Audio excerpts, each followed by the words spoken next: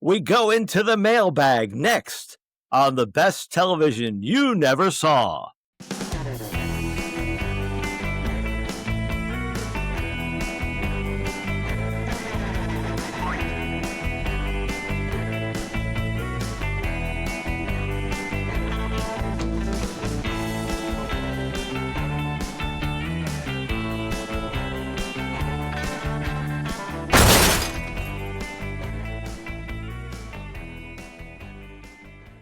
Hello and welcome to another episode. We're almost clinking the glasses. Yes, of the best television you never saw.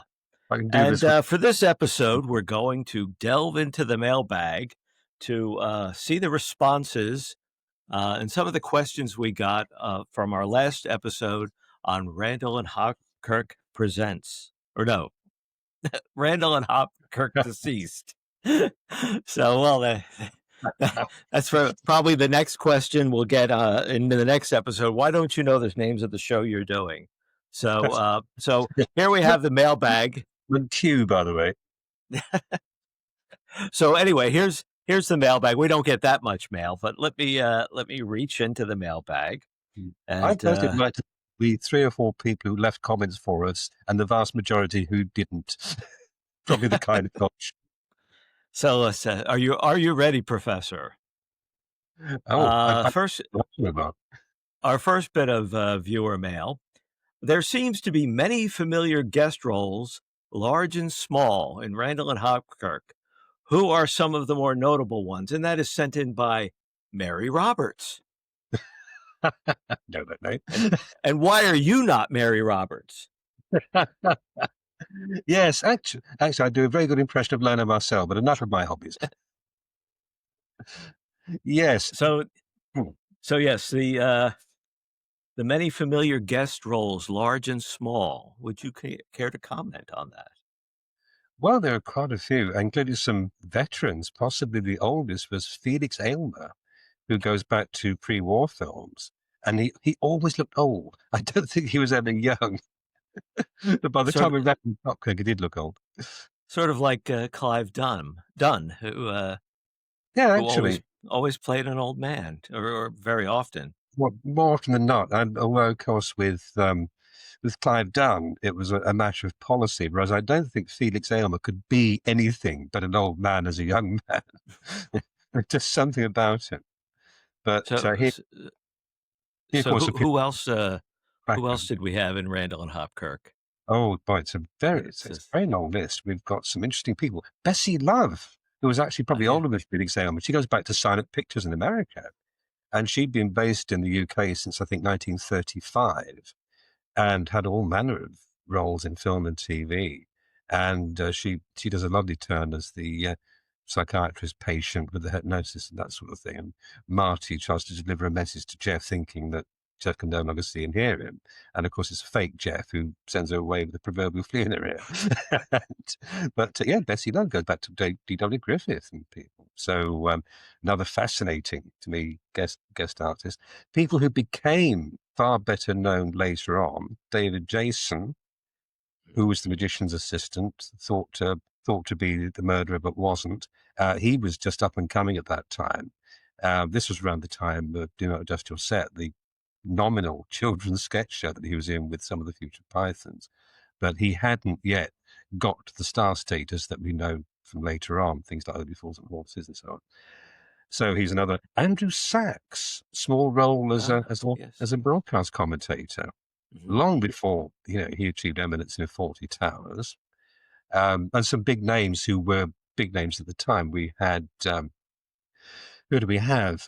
Timothy West and George Sewell, who was also in the same episode. We had Peter Vaughan, who plays both a murder victim and the guy taking his place, which is not a lot to do with Did he get paid twice?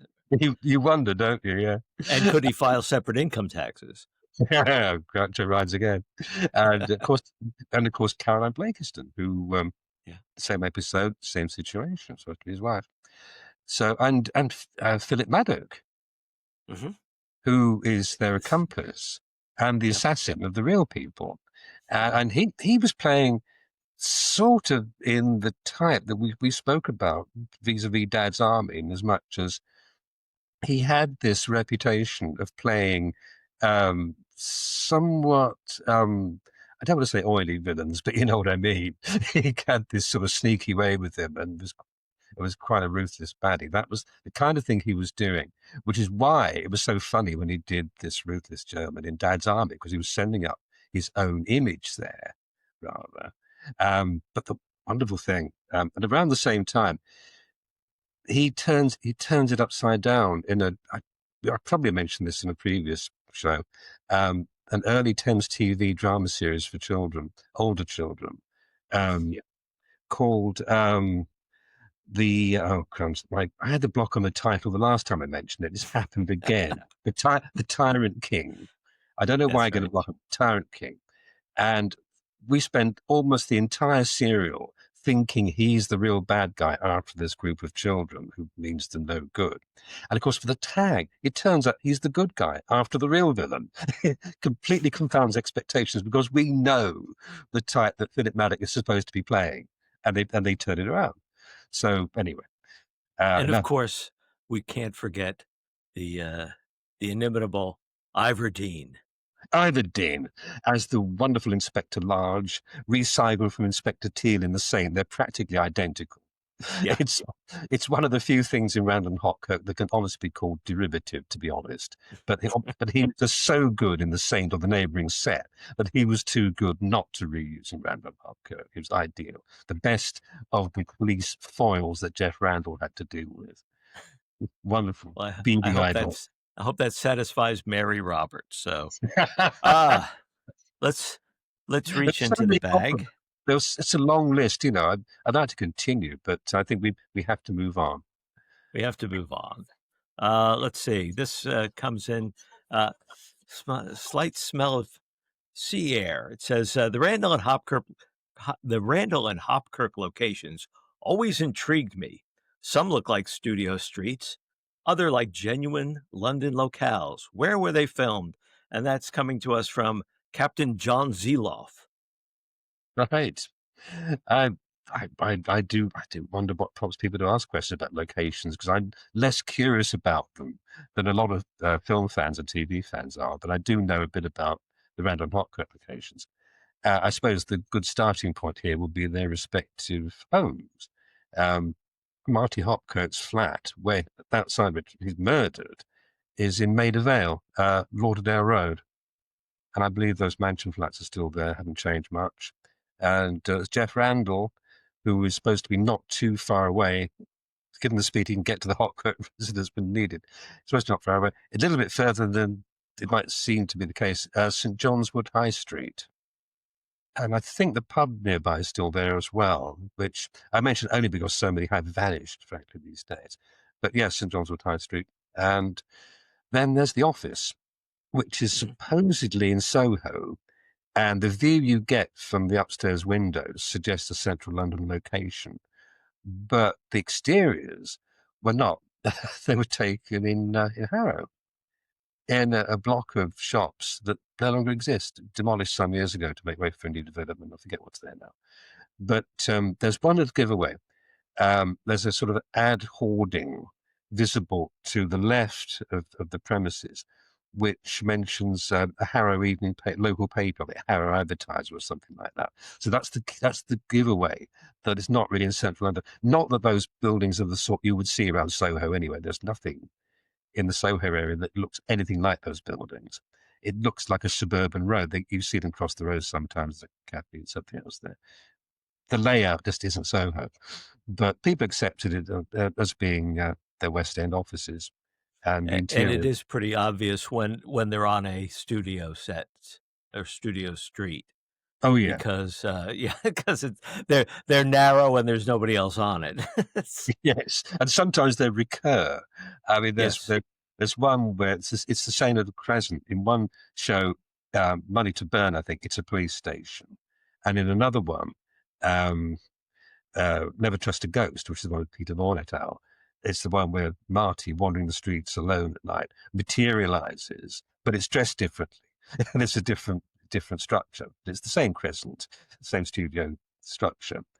So you can recognize it.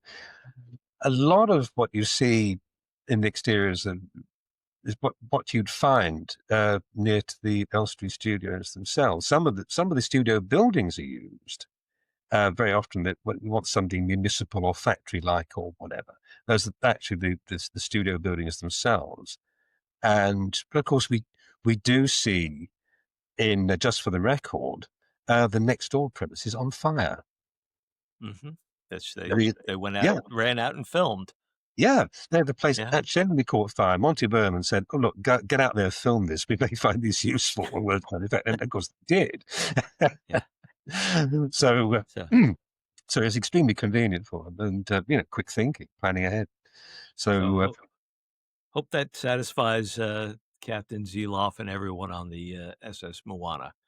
well, we could throw in if they took around Old Compton Street, Soho, and around Fleet Street, and so on. Oh, okay. And some genuine second unit stuff. They'd send people out to central London just to get the right establishing shots. And it's quite interesting now to see how they've changed, or that they haven't.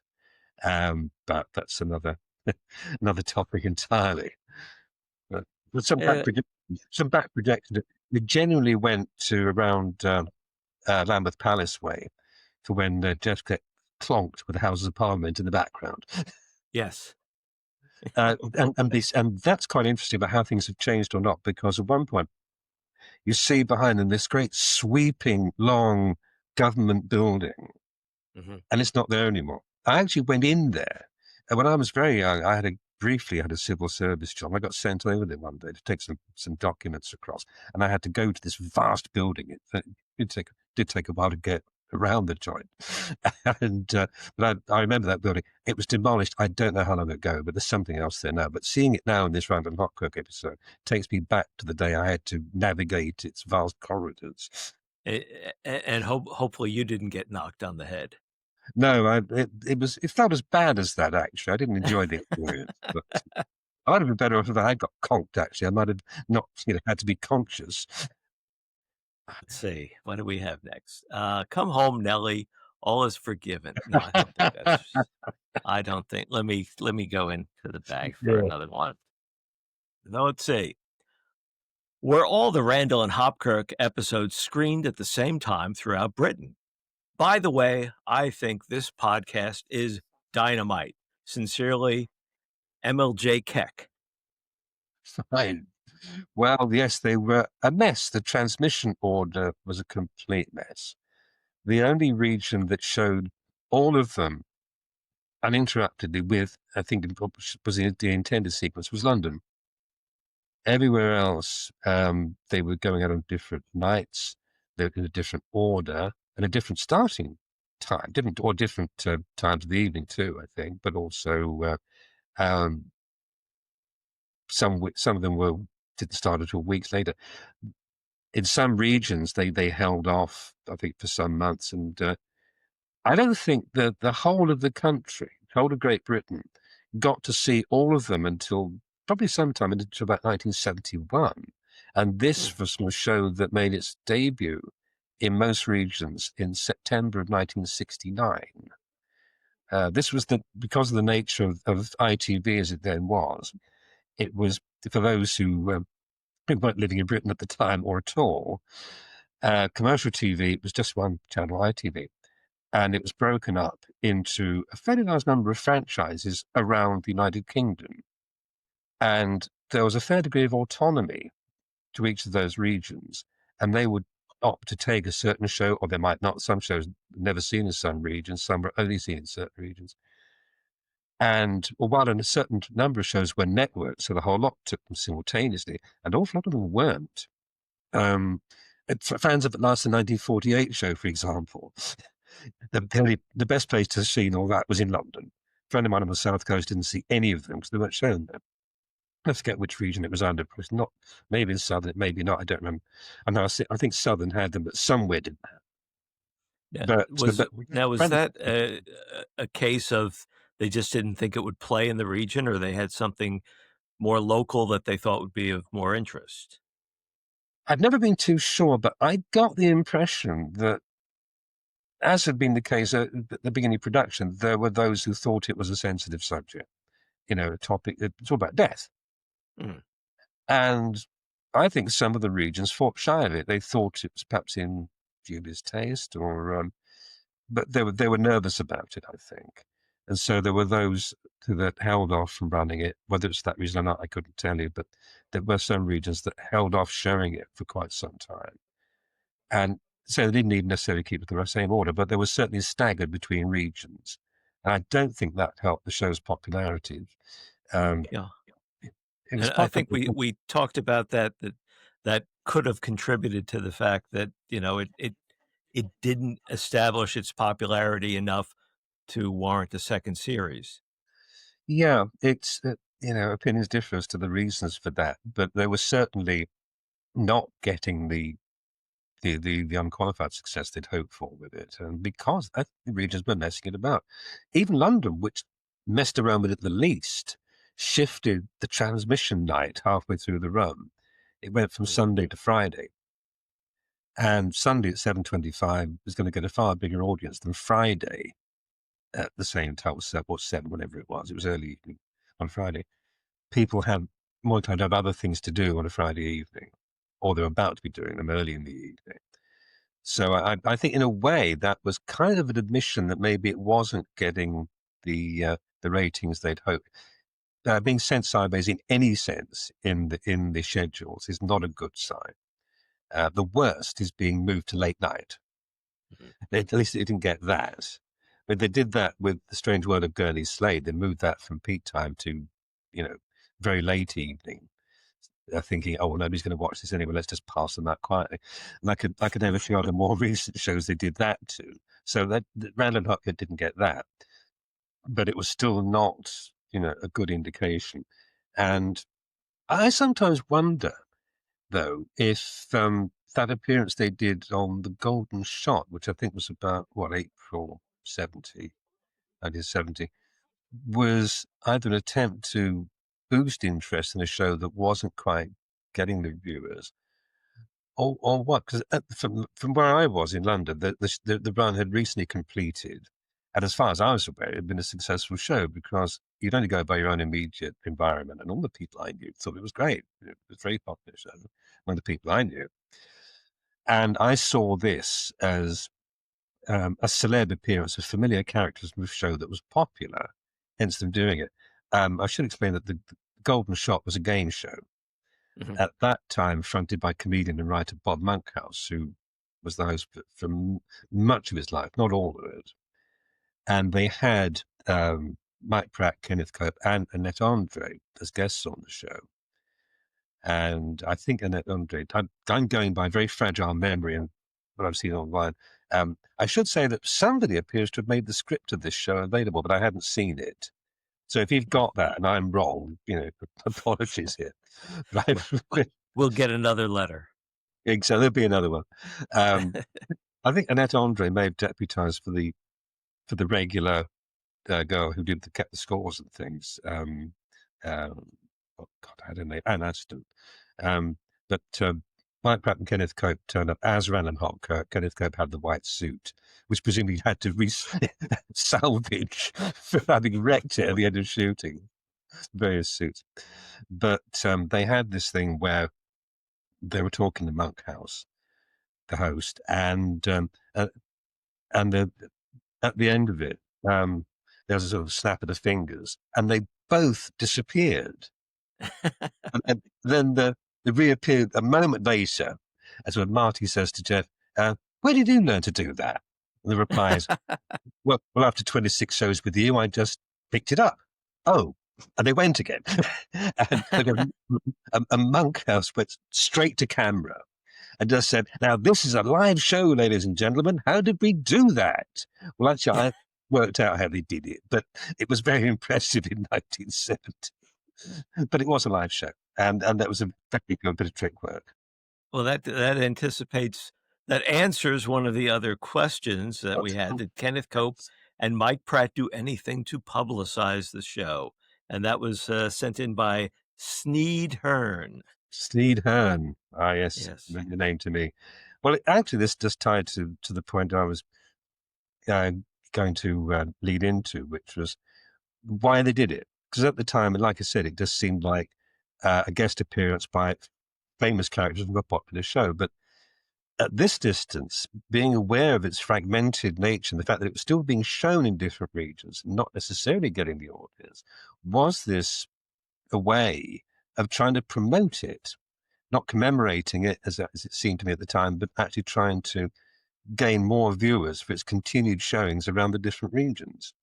Because at that time, there's more point. And they carried on for quite some time, and they also got repeated in some regions more than others, by the way. One thing of which I was very aware by about 1972 or thereabouts was that they were not being repeated in London. We didn't see them again. Whereas other parts of the country were showing them, and they were into repeats. The southern ITV region, possibly also Anglia, were into repeats by 1972. I had a brother living in Kent at that time. We used to go and see him. And I remember we had Randall and Hopkirk on the TV on the Sunday afternoon in a repeat at that time. And I was wondering, no, why are these not repeated in London? So in the end, they didn't repeat them in the London area until 1975. A sudden appearance on Saturday mornings and London weekend. And they pulled the plug after about 8 of them. I thought, oh, great, we get to see them again. And then after so many, that's it. That's the end of them. So, again, how indicative this is of the awful fragmented nature of the run at ITV at the time. But yeah, to go back to that question, that golden shot appearance is the only thing I can remember with them actually going out and promoting it. So, and I still like to know, say, whether it was meant to be after the event or to boost interest in the show as it was still going out. I'll probably never know. We'll never know. Never know. Reaching into the bag. Were all the Randall and Hopkirk episodes directed by the same person? And that is sent in by William C. Boggs. Ah, yes. No, they weren't. Well, there you go. Quite a few of them were directed by the show's creative consultant, Cyril Frankel. And you can usually tell which ones are his because they're the least funny overall. He wanted to play it more as a straight, proper drama, whereas Cope and Pratt wanted to play it more for comedy. And I know there was a bit of friction between Kenneth Cope and Frankel over this. So they Now, didn't agree. were there any of the other directors who went on to do more comedic work? Or Well, actually, the first name I was going to throw in actually had more history with comedy and Kenneth Cope. And that was Jeremy Summers, who directed right. Tony Hancock's second starring feature, I should say, The Punch and Judy Man, about 6 years earlier, and had also directed Kenneth Cope in a 1965 comedy drama called Dateline Diamonds, which is of interest today for various reasons, including director and Kenneth Cope, but also some of the pop music people in it. It was Small Faces, I think, wasn't it? The pop group that was in it. And he got some stuff taken on board the ship that housed the pirate station Radio London with the very young Kenny Everett. It's a pretty interesting film overall. But anyway, I digress there. That's Jeremy Summers and Kenneth Cope. And so, yes, I mean, I'm trying to think. Some of the other directors, who have we got? Ray Austin, stuntman turned writer-director, later went to America, did very well, as I recall. He directed one or two. And Leslie Norman, yes, of course, who went way back. People remember his son as much these days, Barry Norman, the film critic. But yeah, Leslie Norman did some of them. And a name that shows up a lot in British television is Roy Ward Baker. Oh, yes, of course. Yes. Who did, What a Sweet Little Room. Yeah. So let's see. And I think we've covered them all. We've covered all the directors then. So let's see. Go into the what do we have here? Really not good in there, man. Let's see. The title sequence is very unique. Was that designed in-house at ITC? And who created the commercial bumpers? And that's sent in by the Rumpo Kid. Now, here we have to thank that wonderful organization, Chambers and Partners. They were one of the most imaginative firms in the business when it came to creating title sequences and so on. Have you ever seen a 1960 short called Giuseppina, 5960? It's one of those it's a BP sponsored film directed by Yeah, you James. sent it. You've sent it to me. Yes. I thought I had, yeah. Yes. They did the titles for that, and they were very good with things like photographs and graphics juxtaposed and just not quite animated, but rapid succession stills and so on. That's the type, the titling of Giuseppina, that typing style. But they would do the title sequences for things like the ITC action series, always with an imaginative turn, something that represented the theme and the context of the show. They picked something apt, and they did a very, very interesting job with Randall and Hopkirk. They also did the commercial bumpers, by the way. That's all part of the contract with them for that show, I think. But they finished up doing 2, and what I believe to be the original is what we usually see now, and it uses footage from the pilot plus some graphics, and what it does is represent the fact that originally the finger is put on Jeff Randall. It moves over to Marty to take the hit because, of course, Marty gets murdered over a case that Jeff was actually investigating. Marty was just there to collect the fee, deliver the bill. It was Jeff who'd been investigating. Right. So it was the wrong man who got murdered. And the graphic reflects that. Now, I've seen it suggested that it's supposed to be a finger on an upturned wine glass, like a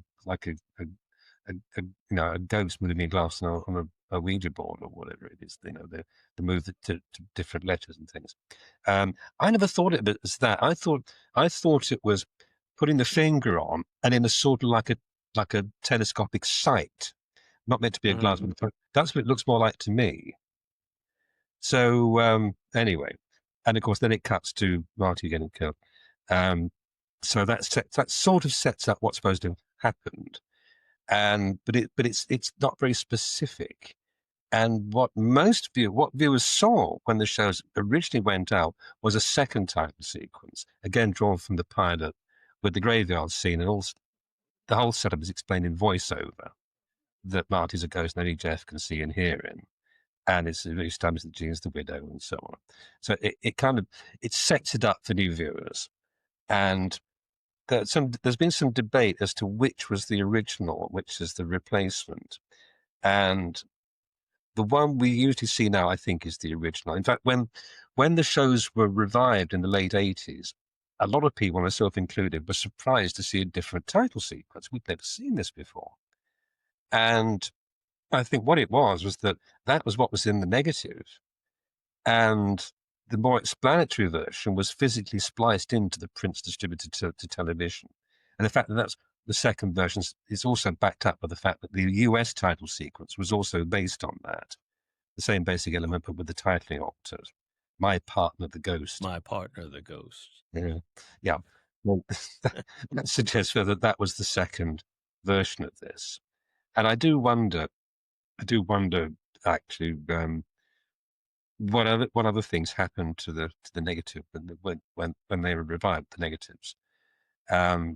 Because they reverted to the original title sequence. They're both done by Chambers and Partners, first and second versions, by the way. But when they were revived in the late 80s, commercial slots in the UK had got rather shorter.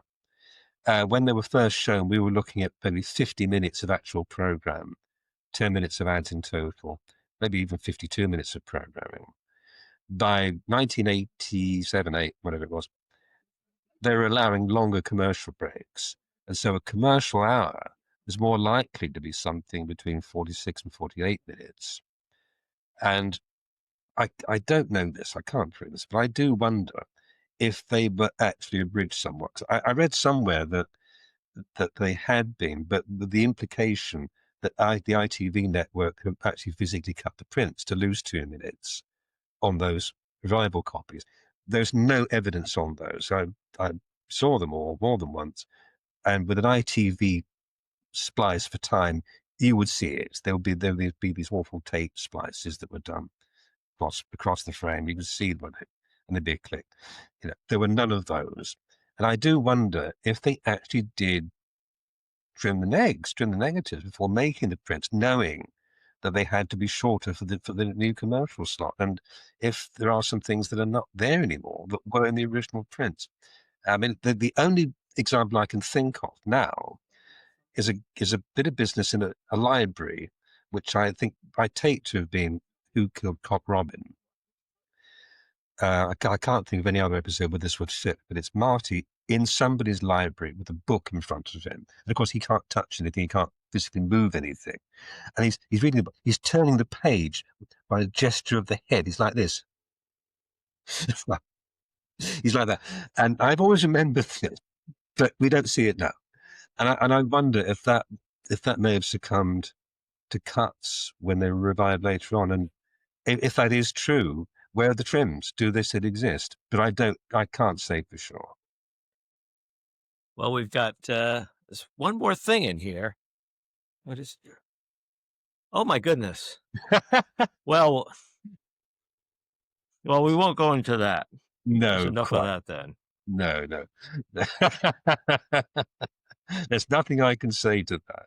But I thought there is, but I'm just not going to. We won't do that. So I've waffled enough. So anyway, thank you all for being here. Thank you for all our viewers who sent in questions. And please, if you have any questions on anything we do, specifically why, we can.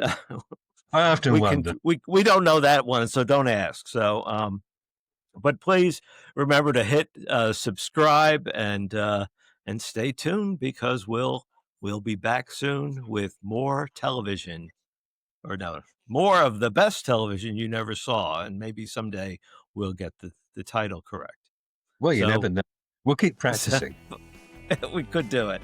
So till next time, we'll be seeing you. Be seeing you.